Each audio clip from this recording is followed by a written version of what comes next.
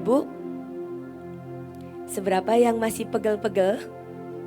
Oh, enggak ada ya. Semuanya sudah disegarkan, semuanya sudah dipulihkan. Hari ini kita dengan kesegaran baru. Amin Bapak Ibu. Oke, saya bersyukur ya. Saya pikir yang datang cuman sedikit, cuman mungkin nggak banyak karena kita baru selesai acara.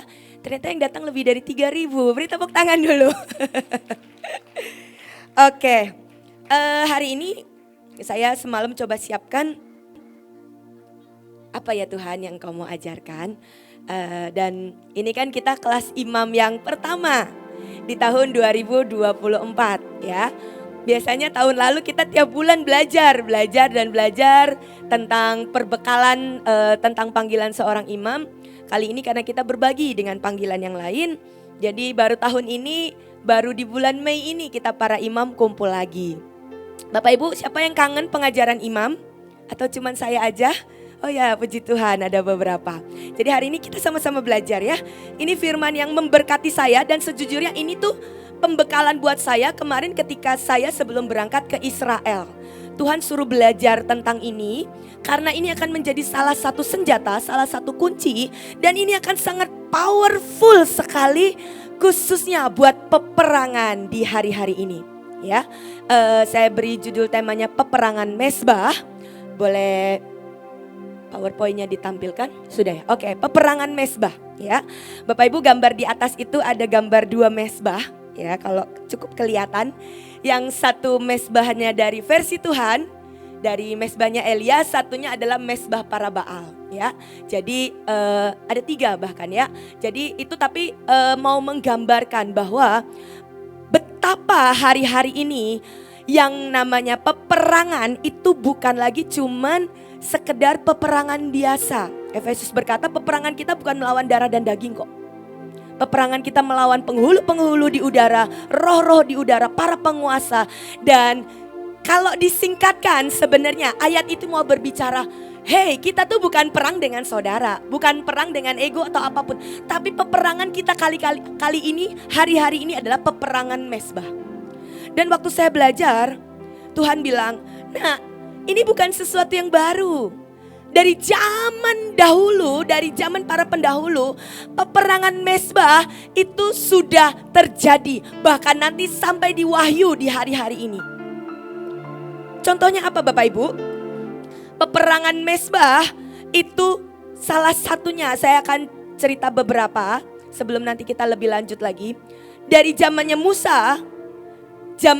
Musa ketika dia harus membebaskan satu bangsa, dia sudah berhadapan dengan bangsa penguasa Mesir yang tidak memberikan izin untuk bangsa Israel keluar dari perbudakan. Dia berhadap-hadapan face to face dengan penyihir.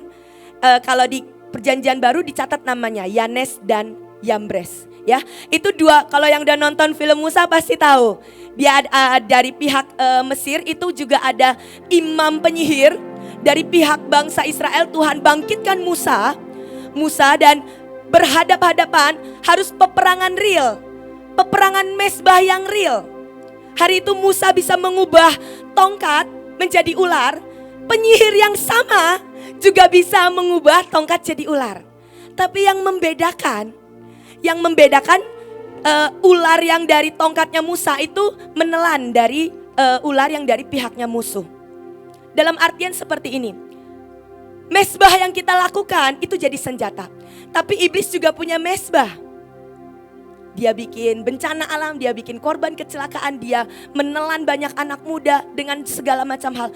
Tapi kalau mezbah kita benar-benar tepat, ujungnya pasti yang dari pihak Tuhan itu yang akan menang.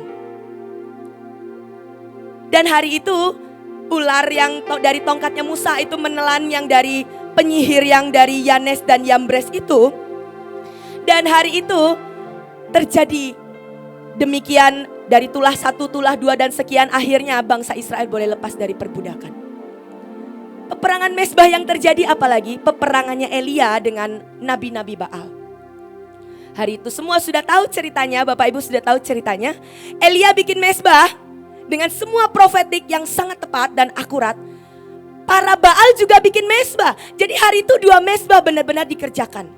Para Baal mencoba melakukan mendirikan mesbah dengan menoreh-norehnya, berjingkrak-jingkrak memanggil Tuhan menurunkan api. Tidak terjadi hari itu. Hari itu kita tahu singkat ceritanya ketika Elia benar-benar menyerukan, memanggil nama Tuhan dan meneriakkan perjanjian. Dan hari itu Tuhan menurunkan api dan peperangan mesbah hari itu dimenangkan oleh Elia yang menyembah Tuhan semesta alam. Mesbah siapa yang menang? Itu yang menentukan siapa yang akan berkuasa di daerah itu. Hari itu mesbah Elia yang menang sehingga akhirnya ada kemenangan buat bangsa Israel. Semua para imam-imam dan nabi-nabi yang bersembunyi kembali akan dikumpulkan dan dibangkitkan. Mesbah siapa yang menang di satu daerah itu menentukan siapa yang akan menguasai, memerintah di daerah tersebut.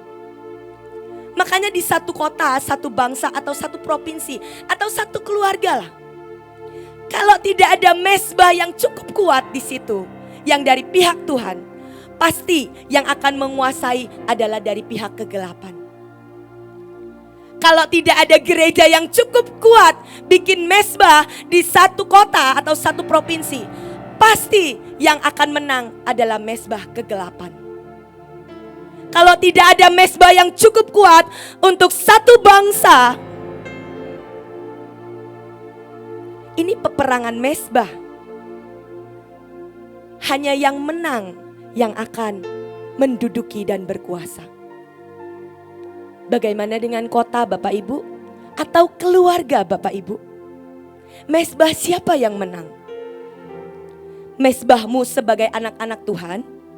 Atau kemarahan demi kemarahan, pertikaian, perselisihan, sehingga roh Tuhan tidak pernah bisa berkuasa, roh Tuhan tidak pernah bisa berdaulat di satu tempat, atau di satu keluarga, atau di satu negara, atau satu bangsa. Peperangan mesbah yang selanjutnya, ini ceritanya cukup seru di 1 Samuel 5 ayat 1-3. Tabut Tuhan di tanah orang Filistin. Sesudah orang Filistin merampas tabut Allah, maka mereka membawanya dari Ebenezer ke Asdod. Orang Filistin mengambil tabut Allah itu, dibawanya masuk ke kuil Dagon dan diletakkannya di sisi Dagon. Jadi ini tabut Allah berhasil dirampas, dan dari pihak bangsa Filistin itu, bangsa yang menyembah roh Dagon, Baal Dagon, itu menaruh tabut Tuhan face to face dengan Baal mereka. Ini juga peperangan mesbah Bapak Ibu. Dan hari itu, hari pertama ketika tabut Tuhan face to face dengan Baal, dengan sesembahan bangsa Israel. Ayat yang ketiga, ketika orang-orang Asdod bangun pagi-pagi pada keesokan harinya, tampaklah Dagon terjatuh dengan mukanya ke tanah seperti menghadap ke tabut Tuhan, di hadapan tabut Tuhan. Lalu mereka mengambil Dagon itu dan mengembalikan ke tempatnya. Masih ngeyel. Peperangan ronde 1 udah kalah sebenarnya. Masih ngeyel. Dibangunkan lagi Dagonnya, ditaruh kembali, dan itu kembali terjadi yang ajaib. Ayat yang keempat. Tetapi ketika keesokan harinya mereka bangun pagi-pagi, tampaklah Dagon terjatuh dengan mukanya ke tanah. Bukan cuma jatuh di hadapan tabut Tuhan, tetapi kepala Dagon dan kedua belah tangannya terpenggal, terputus, terpelanting ke ambang pintu. Hanya badan Dagon itu yang masih tertinggal. Peperangan mesbah itu seringkali gak cuma satu babak Bapak Ibu. Seringkali itu babak demi babak itu harus terjadi. Tapi firman ini mencatat dengan sangat jelas. Jangan pernah takut untuk engkau mengalami peperangan demi peperangan. Karena kalau Tuhan di pihakmu, kalau hadirat Tuhan bersamamu, kemenangan itu akan selalu lebih dahsyat dari sebelumnya. Ngomong ke sebelahnya, peperangan kita akan selalu mengalami kemenangan yang lebih dahsyat. Hari yang pertama cuma terpelanting, nggak ada yang putus. Hari kedua kepala putus, tangan putus, terbanting, terpelanting sampai ke ujung pintu. Itu kenapa Kita itu gak pernah berhenti bikin acara. Mungkin sebagian waktu dengar 17 Mei kemarin, Bu, belum genap sebulan loh acara PRJ. Mana kita harus pergi ke Israel lagi? Mana kita harus nyelesain 10.000 di provinsi? Ini kayak kejar-kejaran. Babak demi babak, babak 1, babak 2, babak 3. Tapi ini peperangan mezbah Bapak Ibu. Setiap kali engkau mengerti, menggendong hati Tuhan, kemenangan kita selalu pasti lebih besar dari sebelumnya. Makanya jangan pernah mengerjakan apapun tanpa hati Tuhan. Kemenangan kita harus terus makin gilang gemilang. Amin Bapak Ibu. Peperangan yang mezbah yang selanjutnya yang kita semua udah tahu. Karya salib dengan semua maut dan dunia kematian. Dan semua dosa. Itu mezbah yang terbaik, terajaib, terdahsyat sepanjang masa. Hari itu Tuhan sebagai domba yang tidak bercacat memberi dirinya di atas mezbah. Di saat semua tuntutan dunia orang mati ingin menuntut semua manusia yang berdosa harus binasa. Sekali lagi peperangan mezbah itu dimenangkan oleh domba, anak domba Allah di atas kayu salib. Kita tiba di peperangan mezbah yang kita sedang alami hari-hari ini. Kita pasukan terdahsyat, gereja Tuhan, dan kita harus berhadap-hadapan, mezbah kita berhadap-hadapan dengan semua cawan dan mezbah pembinasa keji. Makanya Bapak Ibu jangan terlalu berkecil hati ketika kita selalu diajak perang. Mari kita tahan virus, mari kita tahan perang dunia ketiga. Mungkin dalam hati kecil berkata begini, siapa saya nahan perang dunia? Siapa saya bisa menghentikan perang di Israel? Siapa saya bisa menghentikan gunung berapi untuk meletus? Bapak Ibu, ini bukan siapa engkau, tentang siapa engkau enggak. Ini bukan tentang seberapa karuniamu enggak. Tapi ini tentang sebuah panggilan. Adakah orang, adakah generasi yang mau untuk memeluk mezbah sehingga mezbah itu bisa benar-benar mengalahkan semua yang bukan dari Tuhan. Ujungnya Tuhan kasih sebuah senjata yang sangat ajaib. Dan Bapak Ibu tahu di kitab Wahyu bukan lamanya pelayanan yang diukur, bukan besarnya gereja, jumlah jemaat, bukan. Yang diukur apa Bapak Ibu? Mezbah. Di Wahyu 11 ayat 1, Tuhan mengukur dengan sangat jelas ditulis, ambil tongkat pengukur, ukur mezbah,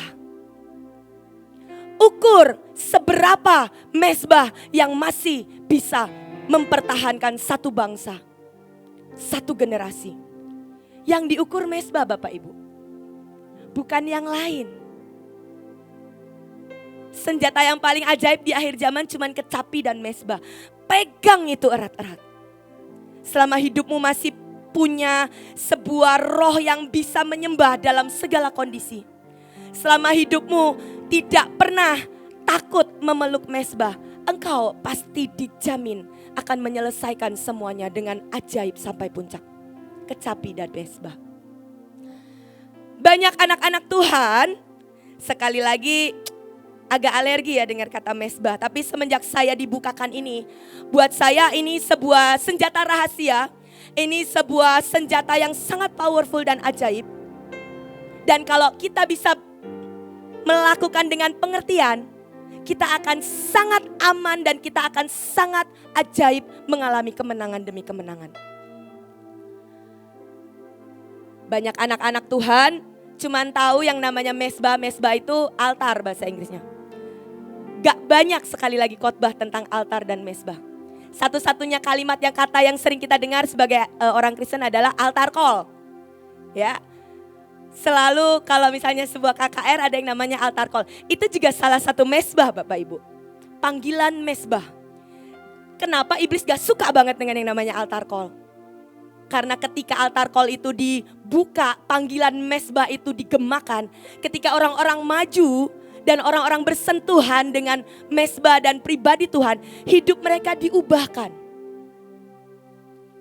Hidup mereka dibebaskan. Makanya iblis gak pernah suka. Iblis gak pernah suka ketika kita mengerti dahsyatnya sebuah mesbah. Kenapa mesbah itu sangat penting? Gak akan pernah ada satu pribadi pun yang bisa berfungsi dengan maksimal, yang bisa terkoneksi dengan Tuhan tanpa hidupnya mengenal mesbah. Apalagi dalam keimaman. Bapak Ibu, panggilan tertinggilah, the highest calling dari seorang imam, imamat yang rajani adalah attending to the altar. Tuhan Yesus sendiri melakukan itu ketika dia mati di atas kayu salib. Jadi kalau kita bilang panggilan saya imam, tapi hidup kita tidak pernah mau bersentuhan dengan mesbah, mungkin ada yang perlu dibukakan supaya kita lebih punya pengertian. Panggilan tertinggi seorang imam itu adalah hidupmu melayani, bersentuhan sangat dekat dengan mesbah. Jadi kita gak bisa mengerjakan panggilan ini, saya panggilan imam. Tapi ya secukupnya aja datang. Kalau disuruh isi cawan doa ya saya isi cawan doa. Tapi hidupmu tidak pernah mau mengerti esensi sebuah mesbah yang sebenarnya. Itu panggilan terbaik dan panggilan tertinggi buat setiap kita. Dan kita akan benar-benar bisa ngerti denyut Tuhan, hati Tuhan. Kita baru benar-benar bisa berdiri antara yang hidup dan yang mati. Antara tuntutan dengan kasih karunia keselamatan. Kalau kita orang yang benar-benar berdiri di tengah-tengahnya. Dan di tengah-tengah itu adalah mesbah. Mesbahlah yang memperdamaikan. Mesbahlah yang membuka jalan. Kita akan belajar Bapak Ibu, sebentar kita akan belajar ada 7 kekuatan mesbah. Itu sudah saya ringkas, sudah saya padatkan, harusnya cukup banyak tapi ini 7 yang cukup penting. Tuhan itu sangat menghormati mesbah Bapak Ibu. Makanya Tuhan selalu di perjanjian baru Tuhan bilang, bereskan dulu hatimu. Kalau engkau masih bertengkar, panas hati, jangan naruh persembahan di mesbah. Betul? Tuhan berkata seperti itu. Tuhan menghormati dan Tuhan respect dengan mesbah. Event itu cuma 2 keping yang ditaruh, bereskan hatimu. Jangan pernah engkau melayani mesbah dengan hati yang tidak beres. Tuhan hormati mesbah. Mesbah itu inisiatifnya dari Tuhan Bapak Ibu. Dan segala sesuatu yang inisiatifnya dari Allah, itu sifatnya kekal. Pengkhotbah 3 ayat 14. Pengkhotbah 3 ayat 14. Bunyinya seperti ini. Aku tahu bahwa segala sesuatu yang dilakukan Allah akan tetap ada untuk selamanya. Mesbah itu inisiatifnya dari Tuhan. Tuhan yang memberi semua SOP-nya, standarnya. Tuhan bahkan yang ngasih contoh. Ini loh mesbah. Tuhan yang ngasih semua regulasinya. Dan segala sesuatu yang keluar dari mulut Allah, yang diilhami dari hati Allah, itu sifatnya kekal. Jadi Bapak Ibu jangan pernah menunda-nunda untuk kita jadi orang yang bergirang sekali kalau kita harus mengerjakan mesbah. Karena apa? Ini sesuatu yang akan dihitung kekal. Mesbahmu lah yang akan menentukan engkau nanti di kekekalan itu akan ada di posisi apa. Mesbahmu lah yang akan berbicara di surga. Mesbahmu lah yang akan berbicara di surga ketika engkau mendoakan orang yang belum bertobat. Dan itu akan mengerjakan yang namanya keselamatan, syafaat. Bukan apapun yang dari dunia, tapi mesbahmu lah yang akan berbicara dengan kuat di surga. Oke, kita akan mulai masuk. Ada 11 kekuatan mesbah atau definisi dari mesbah. Yang pertama, mesbah itu adalah sebuah tempat di mana yang ilahi itu bisa mendarat. Landasan supranatural. Ceritanya kita akan lihat di Kejadian 28 ayat 11 sampai 12. Ini ceritanya tentang Yakub. Ia sampai di suatu tempat dan bermalam di situ. Karena matahari telah terbenam, ia mengambil sebuah batu yang terletak di tempat itu dan dipakainya sebagai alas kepala. Lalu membaringkan dirinya di tempat itu. Kemudian bermimpilah. Ia melihat sebuah tangga yang berdiri di bumi dan ujungnya mencapai langit dan malaikat-malaikat turun naik di tangga itu. Malaikat turun naik, landing, terbuka sebuah portal yang ilahi. Tempat yang sama di Kejadian 12, kitab sebelumnya, beberapa pasal sebelumnya. Kemudian ia pindah dari situ, ini tentang pendahulunya. Kemudian ia pindah dari situ ke pegunungan di sebelah timur Betel, tempat yang sama. Ia memasang kemahnya dengan Betel di sebelah barat dan Ai di sebelah timur. Lalu ia mendirikan di situ mezbah bagi Tuhan dan memanggil nama Tuhan. Di tempat yang sama, Yakub melihat sebuah portal di mana yang ilahi bisa landing. Tempat itu tempat di mana pendahulunya Abraham pernah bikin mezbah.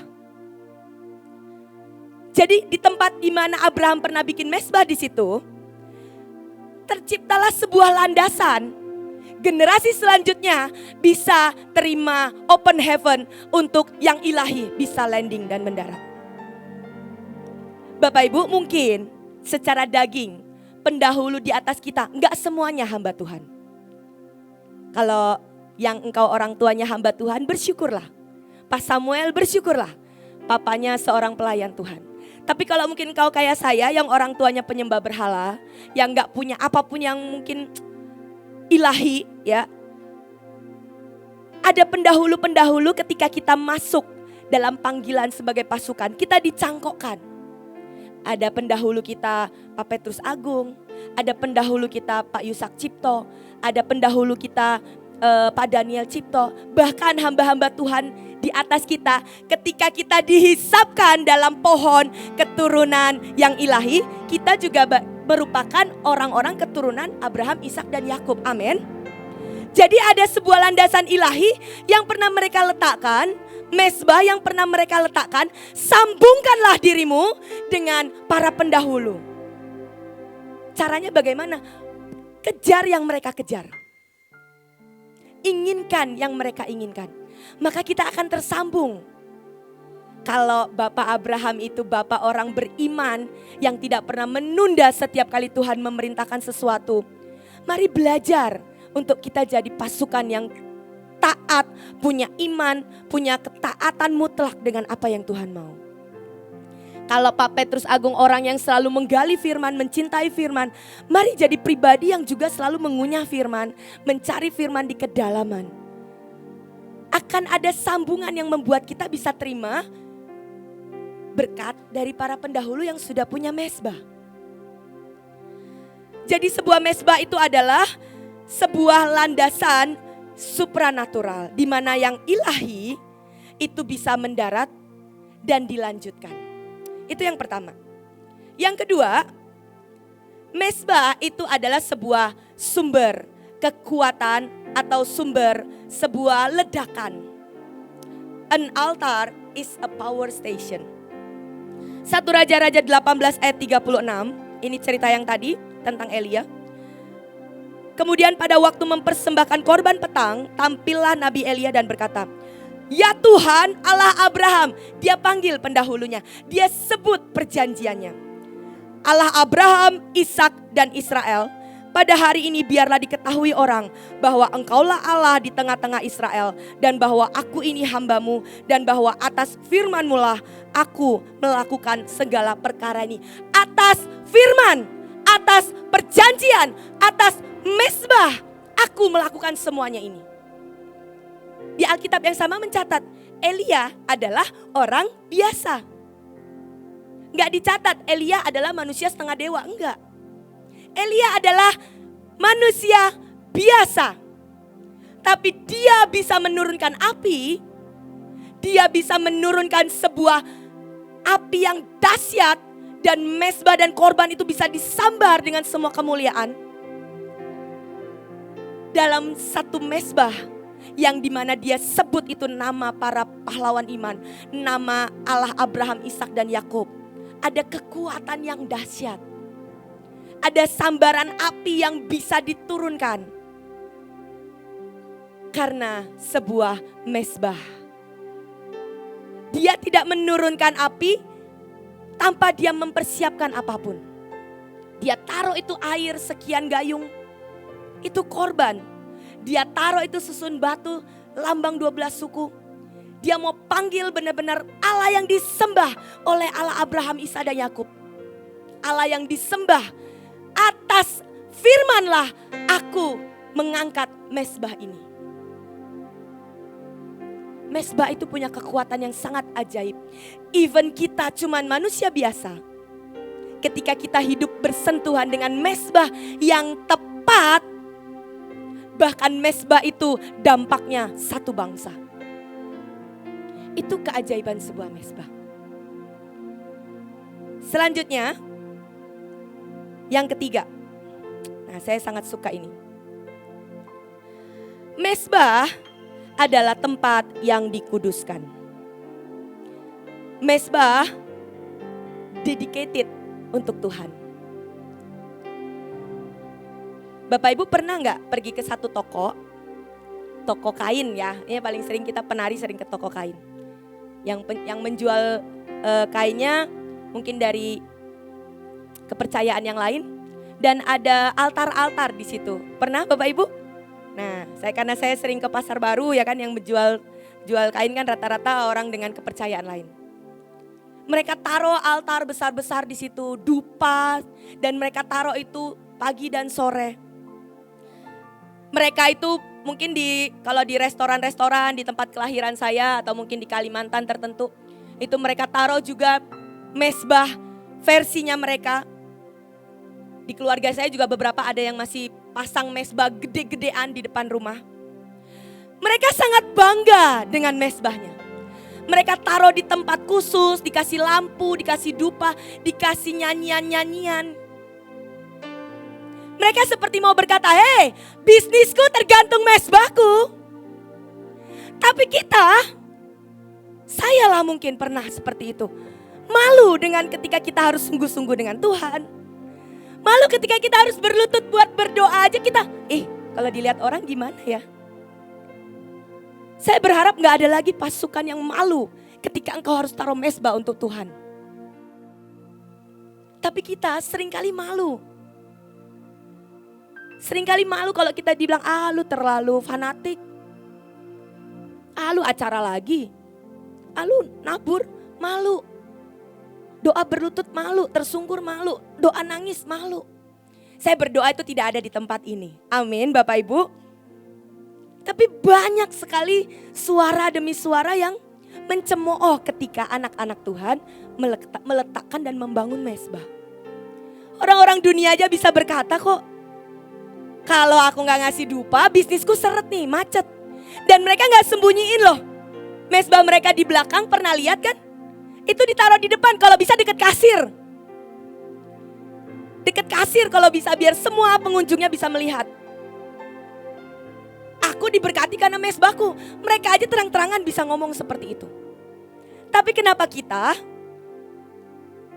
malu, kenapa kita takut, kenapa kita tidak pernah bisa bangga dengan mezbah yang Tuhan izinkan untuk kita kerjakan. Mezbah adalah tempat yang dikuduskan. Hormati dan respek mezbah yang dikuduskan untuk Tuhan. Hidup kita itu juga adalah bait Allah dan mezbah. Bisa gak kita mengkhususkan respek Tuhan yang memiliki hidup kita ini? Jangan hari ini sungguh-sungguh dalam Tuhan, tadi doa syafaat sungguh-sungguh. Pulang dari tempat ini mungkin ketemu teman-teman yang dari dunia lagi. Mungkin diajak bergosip mau, diajak ngerokok mau, diajak buat ngomongin orang, diajak buat korupsi mau. Bapak Ibu, kuduskanlah hidup kita. Hidup kita ini bait Allah yang sudah dikuduskan. Hidup kita ini juga mezbah. Mari belajar pilih kebenaran ya di atas ya. Gak usah kompromi dengan dunia ini. Banggalah dengan hidupmu yang dikhususkan jadi mezbah. Anak-anak muda, mungkin di sini gak banyak ya, di sini senior, mungkin ada anak-anak muda di sini. Hidupmu dikuduskan untuk Tuhan. Jangan pacaran sembarangan. Jangan naksir dikit, grepek-grepek, pegang-pegang. Enggak, itu bukan hidup yang dikuduskan buat Tuhan. Itu akan membuat engkau merusak mezbah dan baitmu sendiri. Belajarlah hidupmu dikuduskan, dedicated untuk Tuhan. Selanjutnya, yang keempat, ini saya sudah pernah sharingkan, mezbah adalah tempat pertukaran. Saya suka sekali dengan kekuatan mezbah yang satu ini.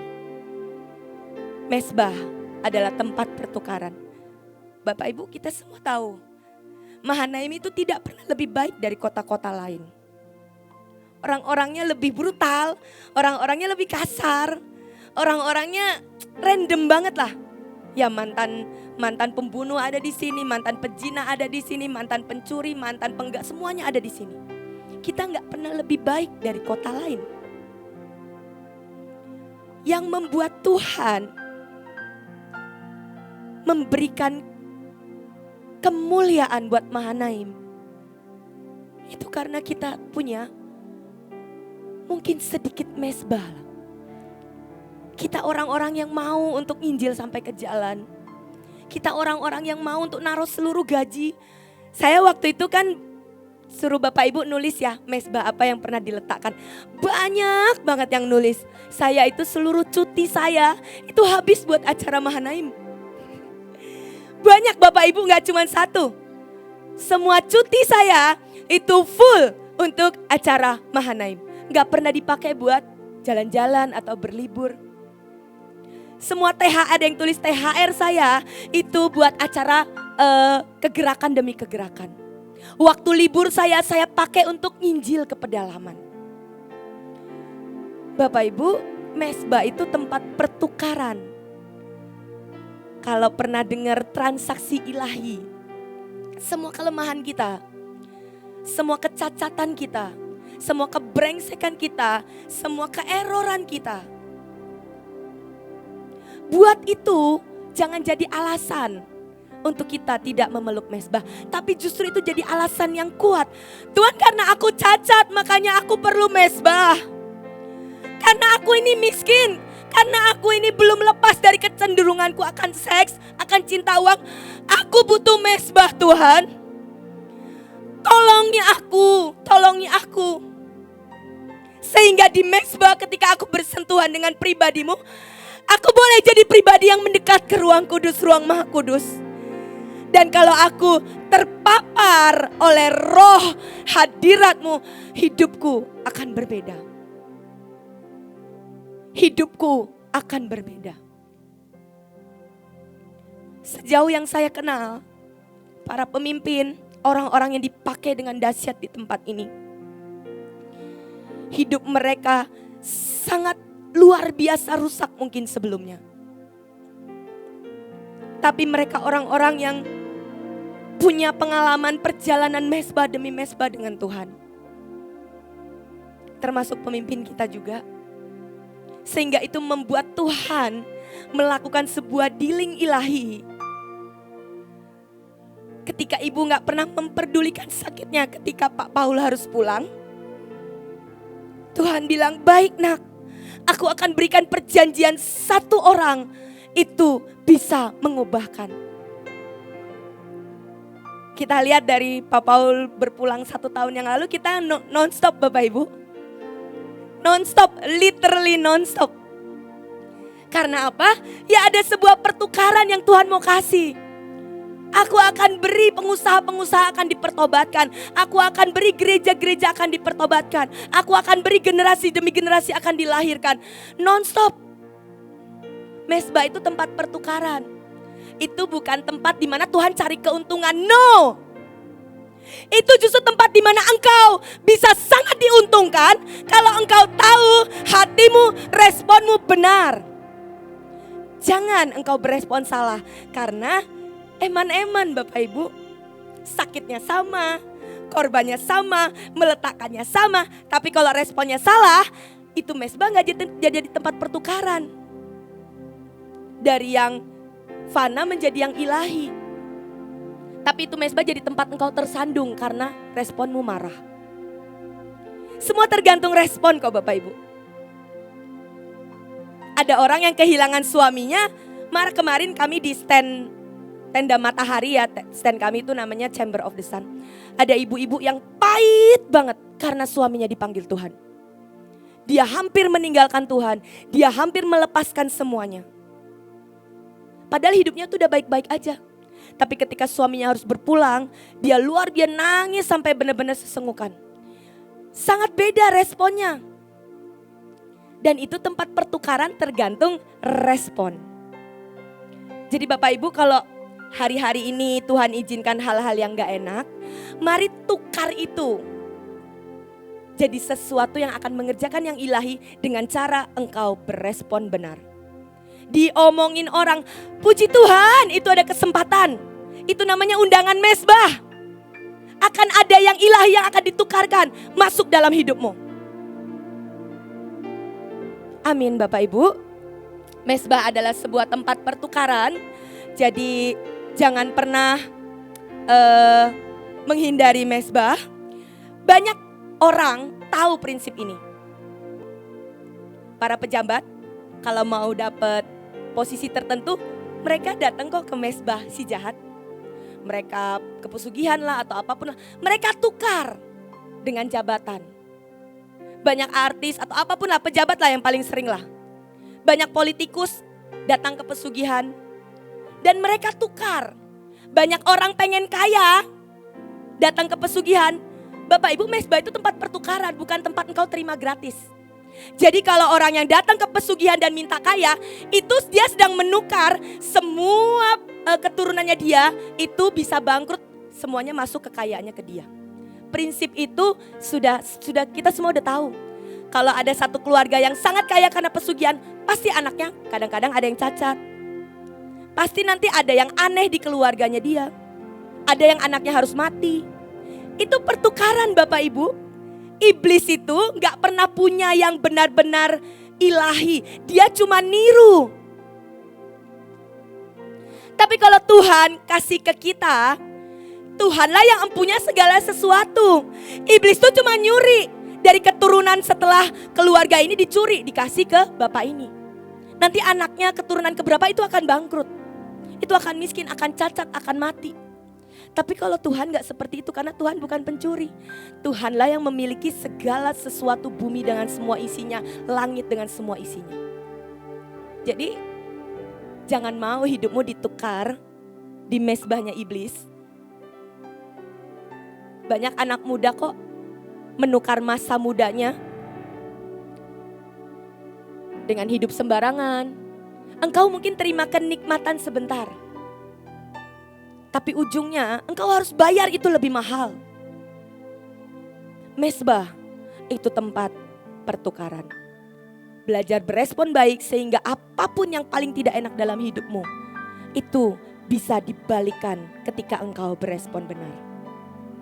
Yang kelima, mesbah adalah tempat meletakkan korban. Keluaran 29 ayat 18. Bakarlah semua itu di atas mesbah.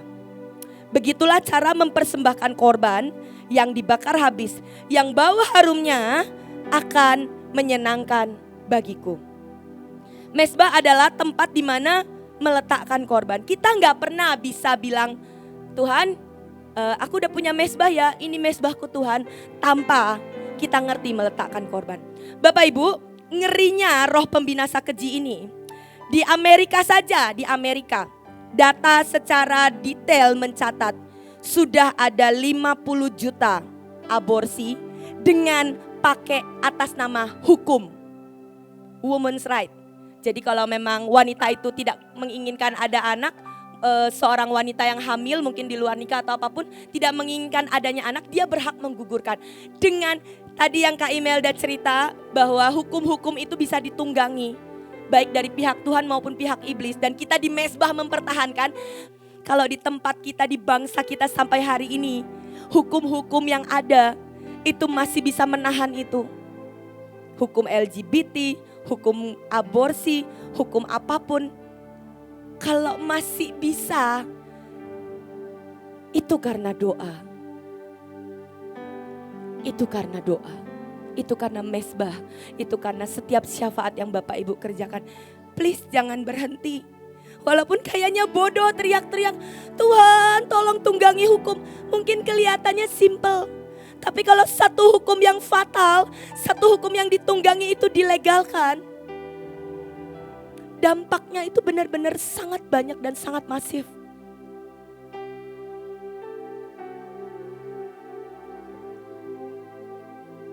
Gak pernah mezbah itu bisa diaktifkan tanpa korban. Dan Tuhan itu bukan Tuhan yang jahat, Bapak Ibu. Tuhan itu bukan Tuhan yang minta kita juga cucurin darah, enggak. Dia udah bayar dengan darahnya. Sekali lagi, kadang mezbah itu cuman ego kok. Kadang mezbah itu kita cuman perlu potong kedagingan. Kita cuman perlu potong kemarahan kita. Kita cuma perlu mengampuni kadang. Gak keluar darah. Ia berdarah di dalam hati. Susah banget Bu saya mengampuni. Kita gak harus mencucurkan darah. Kita gak harus mengorbankan daging kita secara fisik. Mungkin kayak kemarin, acara kemarin, pegel-pegel dikit. Pasukan imam bungkus-bungkus anggur, ya mungkin tangannya pegel-pegel dikit. Masih ada salon pas kok harga 5.000. Masih ada tukang pijit. Masih ada tolak angin. Gak perlu sampai harus mengeluarkan darah. Gak perlu sampai harus benar-benar berkorban. Ada di sini yang gak tidur 3 kali 24 jam ada? Gak ada kok, masih sempet tidur. Masih sempet kok benar-benar menikmati semua dan semua yang ajaib. Mezbah untuk Tuhan itu gak pernah mahal Bapak Ibu. Kalau kita ngerti, kita itu udah dibayar lunas. Bapak Ibu, saya kemarin iseng ngitung dari satu kasus korupsi saja uangnya. Jadi kemarin kita ngobrol, acara kemarin tuh habis berapa Bu? Gitu, ada yang nanya. Habisnya sekitar kurang lebih plus termasuk taburan-taburan ya. Bapak Ibu di sini yang nabur, baik itu uang, baik itu makanan. Terima kasih sekali. Itu habisnya acara kemarin 20 sekian ribu orang itu habisnya. Bapak Ibu, kalau dari satu dana kasus korupsi 271 triliun itu bisa bikin berapa acara KKR Bright and Bloom? Bisa bikin 180.000 kali. Dan kalau kita mau bagi itu tiap hari bikin Bright and Bloom selama setahun, itu uangnya baru habis 500 tahun. Saya sampai ketawa. Ampun ya Tuhan, saya dengar kata 1,5 M, gede banget ya. Terus Tuhan bilang, dari satu dana korupsi aja, belum lagi dari dana narkoba, belum lagi dari dana apapun yang lain.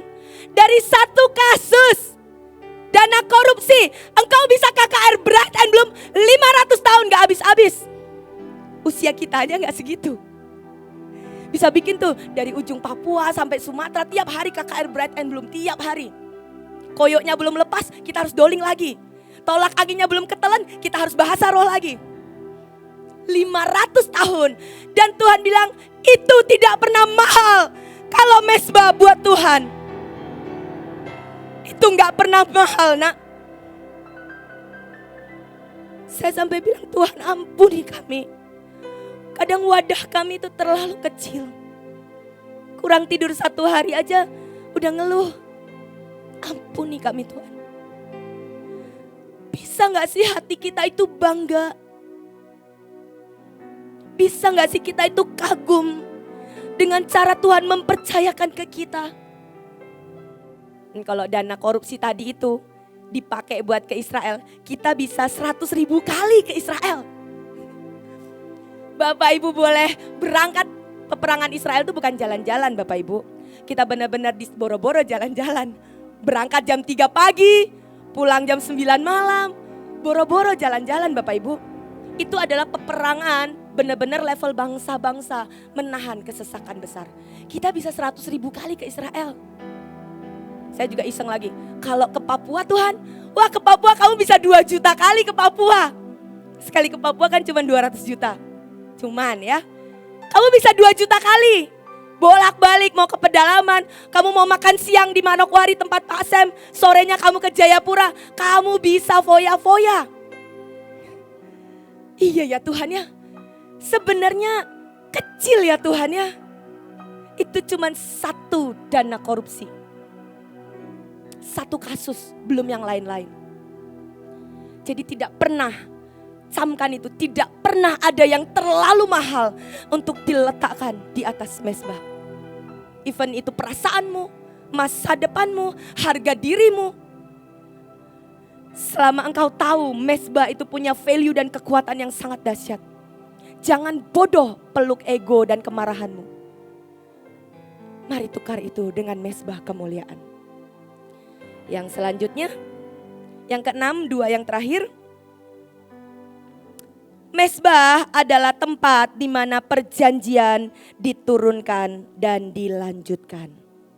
Perjanjian dan mezbah gak bisa dipisahkan. Totally semua pendahulu kita yang terima perjanjian, pasti itu diturunkannya ketika ada mezbah.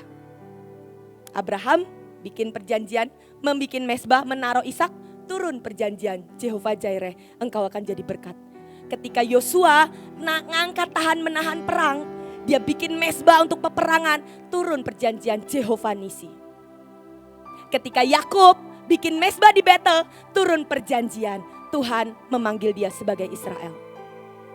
Di setiap perjanjian harus ada yang namanya mezbah. Kejadian 22 ayat 15 sampai 18. Untuk kedua kalinya berserulah malaikat Tuhan dari langit kepada Abraham, katanya, aku bersumpah demi diriku sendiri, demikianlah firman Tuhan. Karena engkau telah berbuat demikian dan engkau tidak segan-segan untuk menyerahkan anakmu yang tunggal kepadaku, maka aku akan memberkati engkau berlimpah-limpah dan membuat keturunanmu sangat banyak seperti bintang di langit. Perjanjian ini turun dan seperti pasir di tepi laut, dan keturunanmu itu akan menduduki kota-kota musuh. Bahasa Inggrisnya adalah keturunanmu akan mengalahkan musuh bahkan di pintu gerbang. Di perjalanan awal pun, ketika engkau masuk pintu gerbang pun, engkau sudah terima kemenangan. Itu dahsyat Bapak Ibu. Dan oleh keturunanmu lah semua bangsa di bumi akan mendapat berkat, karena engkau mendengarkan firmanku. Jadi mezbah adalah tempat di mana perjanjian itu diturunkan dan bisa dilanjutkan.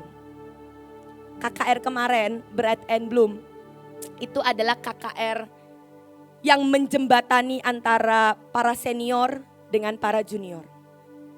Makanya Bapak Ibu melihat yang banyak kan, yang melayani yang banyak kan benar-benar wajah-wajah yang baru, yang fresh gitu ya. Ada Obaja di situ yang pegang mezbah, ada Anes, ada teman-teman yang lain. Penari-penarinya juga banyak yang baru. Tapi ibu tidak sekalipun meninggalkan mezbah. Karena apa?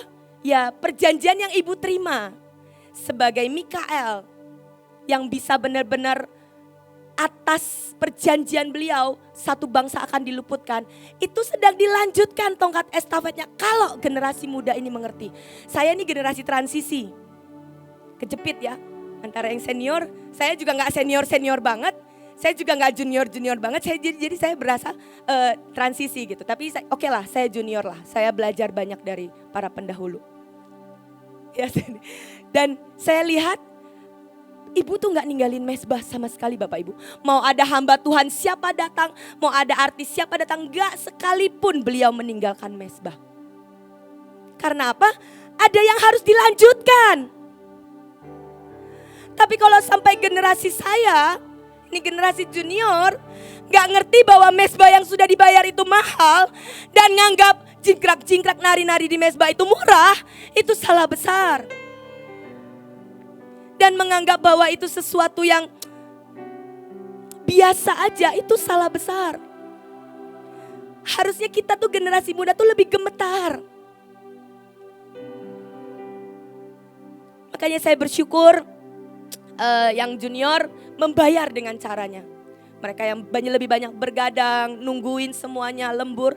Ada yang doling tengah malam, ada yang ke lokasi tengah malam. Ada yang melakukan dengan semua caranya. Dengan semua bobot seberapa bisa diperas, mereka kerjakan itu. Sehingga bisa nyambung nih. Antara yang sudah dibayar pendahulu, para senior, dengan yang seberapa bisa diperas dari para junior. Bapak Ibu, para junior ini gak ada satupun yang gak nangis. Saya gak tahu Bosco nangis apa enggak. Yang saya tahu, semua yang beberapa yang saya ketemu, baik itu chat, baik itu ketemu langsung, nangis Bapak Ibu. Gak ada yang gak nangis dengan acara kemarin. Ada yang curhat ke orang tuanya, minta didoakan, minta dipuasain. Saya bersyukurlah kalau sikap hatinya segentar itu. Karena Mesbah tidak pernah murah. Mesbah tidak pernah murahan. Semua meletakkan.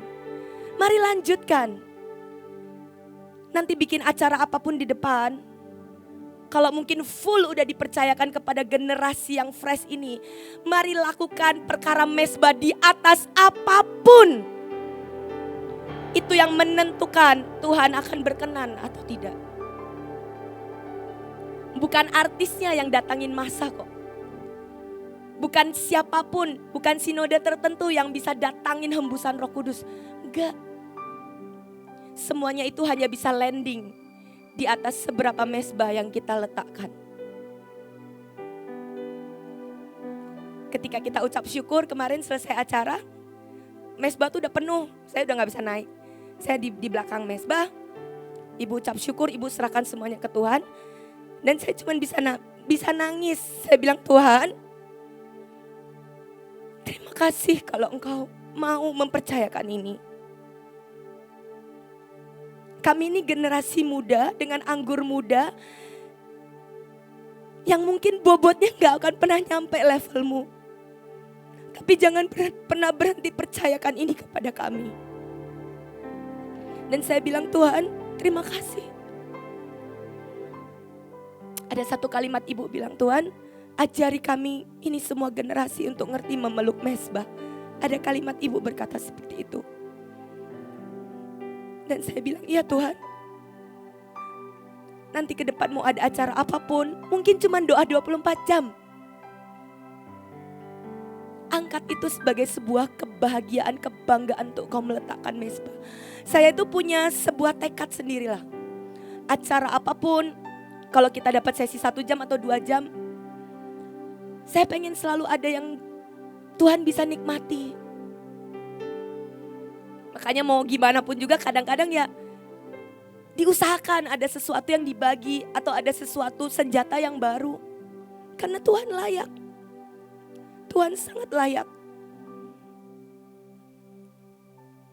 Jangan kasih yang biasa, jangan kasih yang sudah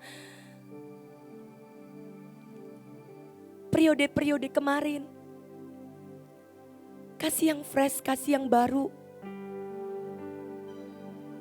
Sehingga Tuhan itu selalu menanti-nantikan kapan ya sesinya imam. Kapan ya nanti pasti ada sesuatu, ada teriakan yang baru dari Pak Sam, ada erangan yang baru dari Bu Imelda. Oh akan ada yang dibagikan ke jemaat yang kita bisa angkat. Bukan karena kita iseng Bapak Ibu. Bapak Ibu kemarin membungkus anggur, membagikan itu.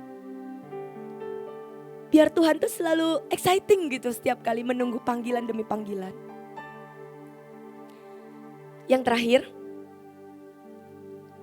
mesbah adalah sebuah spiritual platform, sebuah pijakan di mana yang di roh itu bisa mendarat, termasuk juga baik itu pihak Tuhan, pihak malaikat maupun pihak iblis. Ada satu cerita di Lukas 1 ayat 11. Lukas 1 ayat 11. Maka tampaklah kepada Zakaria seorang malaikat Tuhan berdiri di sebelah kanan mesbah pembakaran ukupan. Dan di Kejadian 12 ayat 7, ketika Tuhan menampakkan diri kepada Abraham dan berfirman, aku akan memberikan negeri ini kepada keturunanmu, maka didirikanlah di situ mesbah bagi Tuhan yang telah menampakkan diri kepadanya. Bapak Ibu, mesbah itu adalah tempat pijakan. Baik yang dari pihak Tuhan, baik yang dari pihak malaikat, termasuk juga dari yang pihak iblis. Saya mau cerita ya yang kesaksian yang dari saya. Saya itu kan lahir dari keluarga yang belum percaya Tuhan. Jadi keluarga saya berkeyakinan yang lain, terbiasa pergi untuk sembayang, pergi ke peramal dan segala macam. Saya nggak tahu lah, mama saya pernah bawa saya untuk ngapain lah di ramal atau ngapain. Saya itu lahir di penanggalannya orang Tionghoa, itu lahir persis di tanggal di mana roh-roh yang lapar itu keluar. Semua roh yang lapar yang dikurung mungkin bersekian waktu tuh dikeluarkan. Saya lahir di malam itu. Dan saya nggak tahu, itu jadi sebuah pijakan yang sangat jelek dalam hidup saya. Jadi dalam segala hal dalam hidup saya tuh selalu rakus. Bener-bener real, saya tuh kalau makan nasi padang 3 tuh gak kenyang Bapak Ibu. Ya membuka aib lah ya. Itu bukan kebanggaan. Dan saya gak pernah gendut. Tetap 49 kilo makan nasi padang, habis itu masih jajan. Dan saya itu orangnya gak pernah puas, jadinya selalu rakus. Bapak Ibu jangan mau kayak saya ya. Ini saya juga mau bully dia makan banyak gak gendut, enggak. Saya benar-benar sangat kurus. Mau makan gak pernah cukup 1 porsi. Termasuk juga yang lain. Beli alat sekolah, beli tas, beli apapun, beli tas sekolah. Gak pernah cukup, padahal gak semuanya kepake. Jadi ada sebuah kelaparan, ada sebuah kerakusan.